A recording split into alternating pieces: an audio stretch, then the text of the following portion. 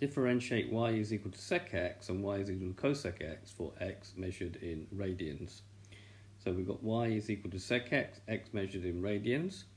Now we should know that secx is 1 over cosx, so we'll rewrite that as 1 over cosx, and we'll rewrite it as cosx to minus 1. Now I'm not going to write cos to the minus 1 of x, because that actually has a different meaning. This actually means take the reciprocal of cosx, which is 1 over cosx.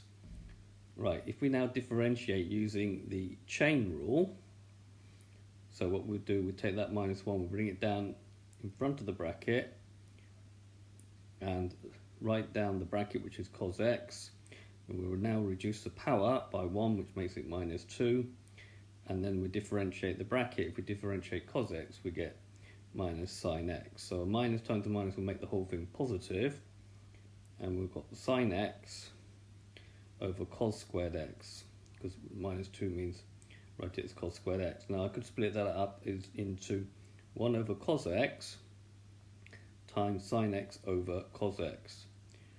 Just check that. 1 times sine x gives me sine x, cos times cos gives me cos squared x.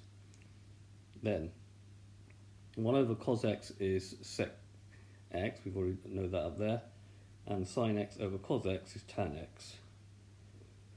Therefore, if y is equal to sec x, dy by dx is equal to sec x tan x.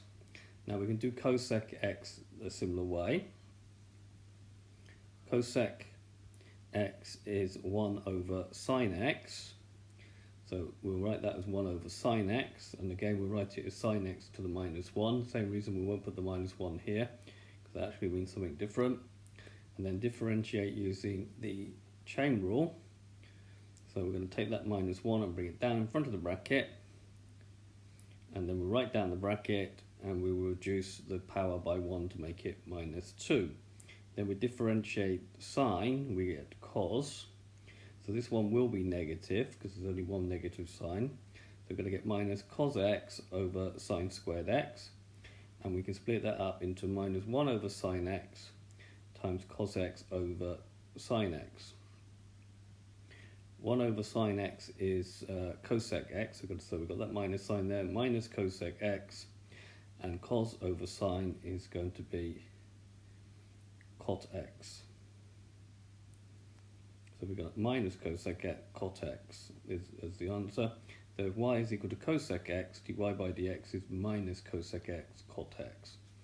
Okay, this has been a video to show you how to differentiate sec x and cot x. These results can be remembered, and therefore you can just go straight from here to here.